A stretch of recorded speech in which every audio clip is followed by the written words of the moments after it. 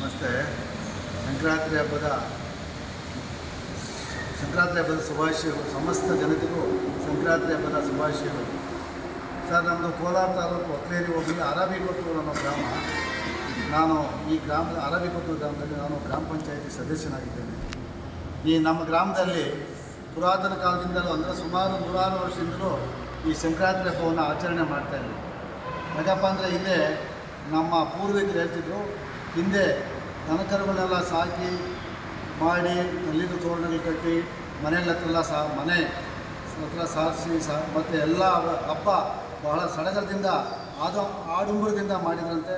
ನಂತರ ಎಲ್ಲ ದನಗಳೆಲ್ಲ ಪೂಜೆ ಮಾಡಿ ಅಗಿನಗುಂಡಿಗೆ ಬಿಡಬೇಕು ಅನ್ನೋ ಸಮಯದಲ್ಲಿ ಅವು ಮತ್ತು ಅಲ್ಲಿ ಬಂದು ಪೂಜೆ ಮಾಡಿ ಅಗಿನಗುಂಡು ಬೆಂಕಿ ಹಾಕಿ ಅಗಿನಗುಂಡು ಬಿಟ್ಟವ್ರೆ. ಆ ಹೋದ ಹಸುಗಳು ದನಕರು ಅಗಿನಗುಂಡು ಅಂದರೆ ಬೆಂಕಿ ಹಾಕಿ ಬೆಂಕಿಯಲ್ಲಿ ಆ ದನಕರುಗಳನ್ನ ಓಡಿಸ್ತಾರೆ.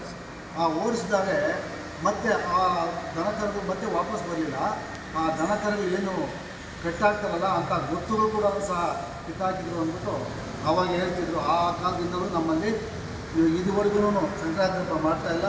ಬಟ್ ನಾವು ನಮ್ಮ ಅರಬಿಕೊತ್ತೂರು ಗ್ರಾಮದಲ್ಲಿ ಸಂಕ್ರಾಂತಿ ಹಬ್ಬ ಈಗ ತನಕ ಮಾಡ್ತಾಯಿಲ್ಲ. ಈಗ ಅದನ್ನೇ ನಾವು ಬಸವ ಜಯಂತಿ ಸಹ ನಮ್ಮೂರಲ್ಲಿ ಎಲ್ಲರೂ ದನ ಕರುಗಳೆಲ್ಲ ತೊಳೆದು ಮಾಡಿ ಅದಕ್ಕೆ ಪೂಜೆ ಮಾಡಿ ಬಸವೇಶ್ವರ ದೇವಸ್ಥಾನದ ಪೂಜೆ ಮಾಡ್ತೀವಿ. ಬಟ್ ನಾವು ನಮ್ಮೂರಲ್ಲಿ ಸುಮಾರು 20 ದೇವಸ್ಥಾನಗಳಿದ್ದಾವೆ. ಇವತ್ತು ಸಂಕ್ರಾಂತಿ ಹಬ್ಬನ ನೆನೆಸ್ಕೊಳ್ಳೋರೇ ಇಲ್ಲ. ಊರಲ್ಲೂ ಅಷ್ಟೇ ಯಾರು ಸಂಕ್ರಾಂತಿ ಹಬ್ಬ ಮನೆ ಹತ್ರ ಸಾರಿಸೋದಾಗಲಿ ರಂಗೋಲಿ ಹಾಕೋದಾಗಲಿ ಯಾವುದೇ ಹಬ್ಬದ ವಾತಾವರಣ ಮಾತ್ರ ನಮ್ಮ ಹಳ್ಳಿಯಲ್ಲಿ ಎಲ್ಲೂ ಇಲ್ಲ. ಆ ಥರ ಒಂಥರ ಸೂತಕದ ಛಾಯೆ ಥರ ಕಾಣ್ತದೆ ನಮ್ಮಲ್ಲಿ. ಹಾಗಾಗಿ ನಮ್ಮ ಗ್ರಾಮದಲ್ಲಿ ಇದುವರೆಗೂ ಸಂಕ್ರಾಂತಿ ಹಬ್ಬವನ್ನು ಮಾಡ್ತಾಯಿಲ್ಲ.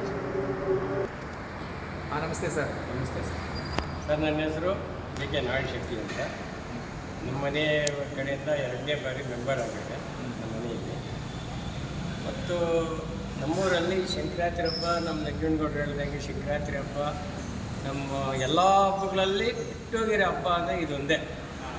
ನಮಗೂ ಸಂಕ್ರಾಂತಿ ಹಬ್ಬ ಬಿಟ್ಟೋಗ್ಬಿಡುತ್ತೆ, ಎಲ್ಲ ಹಬ್ಬಗಳು ಮಾಡ್ತೀವಿ ಅನ್ನೋದು ಸ್ವಲ್ಪ ನೋವೈತೆ.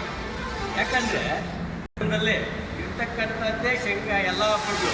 ಆ ಹಬ್ಬಗಳಲ್ಲಿ ಒಂದು ಸಂಕ್ರಾಂತಿ ಹಬ್ಬ ಇದ್ದಿದ್ರೆ ಚೆನ್ನಾಗಿತ್ತು ಅಂತ ನಮಗೆ ಒಂದು ಆಸೆ.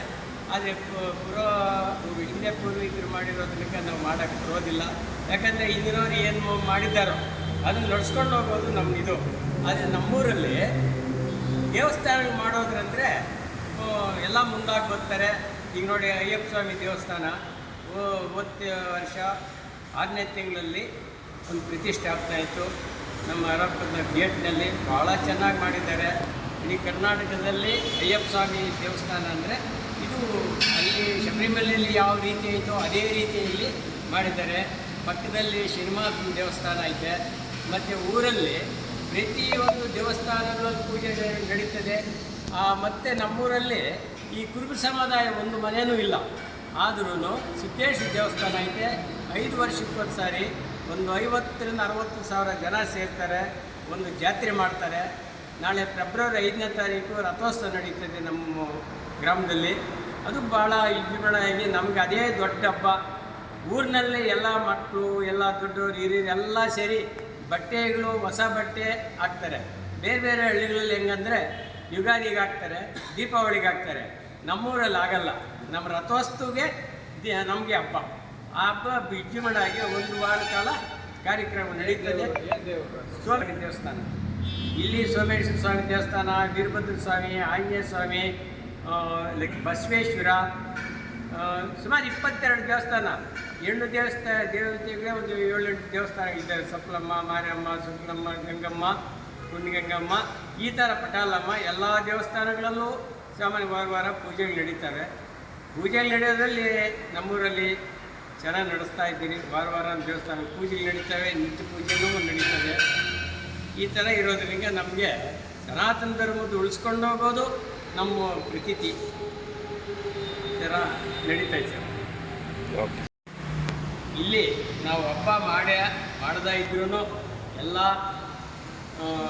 ಸರ್ವ ಜನ ಸುಖೀಭವಂತ ಅಂತ ಎಲ್ರಿಗೂ ಒಂದು ಗ್ರಾಮಸ್ಥರಿಗೂ ನಮ್ಮ ನಾಡಿನ ಸಂಕ್ರಾಂತಿ ಹಬ್ಬದ ಶುಭಾಶಯಗಳು ಹೇಳೋದರಲ್ಲಿ ನಾವು ಎಲ್ಲರಿಗೂ ಶುಭಾಶಯಗಳು.